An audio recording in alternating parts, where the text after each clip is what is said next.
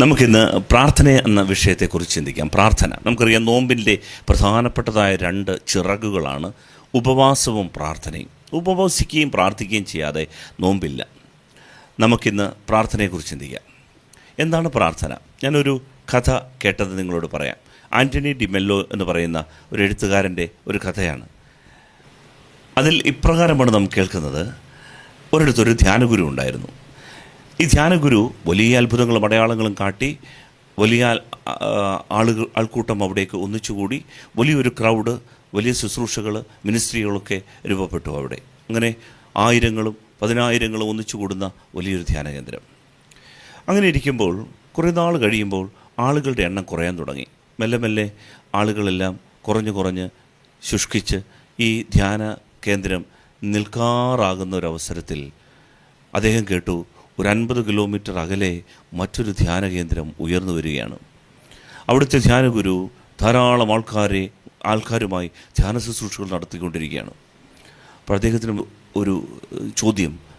അദ്ദേഹം ചോദിച്ചു, എങ്ങനെയാണ് അവിടേക്ക് ഇത്രയും ആൾക്കാർ ഒന്നിച്ചു കൂടാനുള്ള കാരണം എന്താണ്? അദ്ദേഹത്തിനൊന്ന് അന്വേഷിക്കണമെന്നായി. അങ്ങനെ ഒരിക്കൽ അദ്ദേഹം അവിടെ ചെന്നു ആ ധ്യാനഗുരുവിനെ ഒന്ന് കാണാൻ വേണ്ടിയിട്ട്. പക്ഷേ ധ്യാനഗുരു വലിയ തിരക്കുള്ളതുകൊണ്ട് ധ്യാനഗുരുവിനെ കാണാൻ പറ്റിയില്ല. ധ്യാനഗുരുവിൻ്റെ ഒരു ശിഷ്യനെ കണ്ടു. ശിഷ്യനെ വിളിച്ചിട്ട് ചോദിച്ചു, എന്താണ് നിങ്ങളുടെ ധ്യാനകേന്ദ്രത്തിൽ ഇത്രമാത്രം ആളുകൾ ഒന്നിച്ചു കൂടാനുള്ള കാരണം? അപ്പോൾ ആ ശിഷ്യൻ ചോദിച്ചു, ഇവിടെ ആളുകൾ ഒന്നിച്ചു കൂടുന്നുണ്ട്, അതിൻ്റെ കാരണം എന്താണെന്ന് ചോദിച്ചു കഴിഞ്ഞാൽ അത് ധ്യാനഗുരുവിനെ അറിയത്തുള്ളൂ. ദൈവം നന്നായിട്ട് ഇടപെടുന്നുണ്ട്. അപ്പോൾ അദ്ദേഹം ചോദിച്ചു, എന്ത് അത്ഭുതങ്ങളാണ് ഇവിടെ നടക്കുക? എന്ത് അടയാളങ്ങളാണ് നടക്കുക? ഈ അടയാളങ്ങളും അത്ഭുതങ്ങളുടെയും വല്ല ടെക്നിക്കുകൾ വല്ലതും ഉണ്ടോ? എന്തെങ്കിലും വിദ്യകൾ പ്രത്യേകിച്ചുണ്ടോ? ഇത്രമാത്രം ആളുകൾ ഒന്നിച്ചു കൂടാനുള്ള കാരണം എന്താണ്?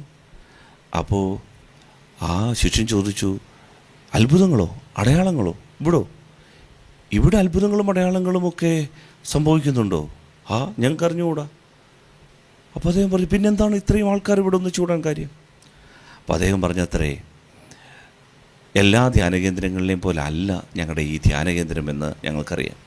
കാരണം ഇവിടെ ഞങ്ങൾക്ക് ഞങ്ങളുടേതായ പ്രോജക്റ്റുകളോ പദ്ധതികളോ അടയാളങ്ങളും അത്ഭുതങ്ങൾക്ക് വേണ്ടിയിട്ട് പ്രത്യേകമായിട്ടുള്ള ഒരു നിയോഗങ്ങളൊന്നുമില്ല. മറിച്ച് ഞങ്ങളുടെ ധ്യാനഗുരുവിന് മുൻപിലേക്ക് ദൈവം ചില പ്രോജക്റ്റുകൾ വെക്കും. ഈ ധ്യാനഗുരു ഈ ദൈവത്തിൻ്റെ പ്രോജക്റ്റ് നടത്താൻ വേണ്ടി കഷ്ടപ്പെടും. അതിനിടയിൽ എന്തെങ്കിലുമൊക്കെ സംഭവിച്ചാൽ അതിനെ ആളുകൾ വിളിക്കുന്ന പേരായിരിക്കും അത്ഭുതങ്ങൾ, അടയാളങ്ങൾ. അല്ലാതെ പ്രത്യേകിച്ച് അത്ഭുതങ്ങൾക്ക് വേണ്ടി, അടയാളങ്ങൾക്ക് വേണ്ടി ഇവിടെ ഒന്നും ചെയ്യാറില്ലെന്ന് പറഞ്ഞു. പ്രിയപ്പെട്ടവർ, ഇത് പ്രധാനപ്പെട്ടൊരു കാര്യമാണ്. നോമ്പ് കാലത്ത് എന്തായിരിക്കണം പ്രാർത്ഥന? പ്രിയപ്പെട്ടവരെ, നമ്മളൊരു പദ്ധതി ആവിഷ്കരിച്ചിട്ട് ദൈവത്തിൻ്റെ മുൻപാകെ സമർപ്പിക്കുന്നതല്ല പ്രാർത്ഥന. നമ്മൾ നമ്മുടേതായ ഒരു പദ്ധതി ആവിഷ്കരിച്ചിട്ട് ആ പദ്ധതി നടന്നു കിട്ടാൻ വേണ്ടി ദൈവമേ ആളുകളെ എത്തിക്കണം, പണം എത്തിക്കണം, അതിന് വേണ്ടുന്ന സാഹചര്യങ്ങൾ എത്തിക്കണം. ഒടുവിൽ അതെല്ലാം ദൈവം നടത്തി തരുമ്പോൾ നമ്മൾ കൈയടിച്ചിട്ട് പറയും, കൈ ഉയർത്തി പറയും, അത്ഭുതം, അടയാളങ്ങൾ സംഭവിച്ചിരിക്കുന്നു, ദൈവം വലിയവനാണ്.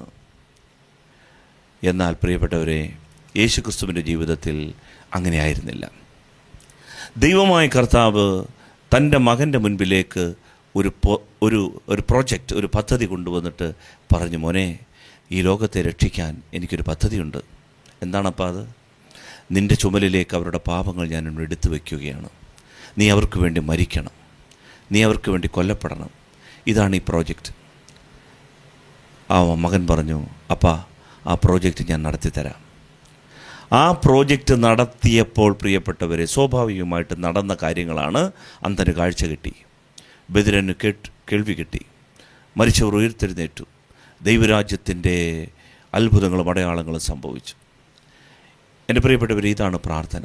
ദൈവത്തിൻ്റെ പദ്ധതികൾ നമ്മൾ നടത്തി കൊടുക്കുമ്പോൾ സ്വാഭാവികമായിട്ടും ദൈവശക്തി വെളിപ്പെടും. അതിൻ്റെ പേരാണ് അത്ഭുതങ്ങൾ, അടയാളങ്ങൾ.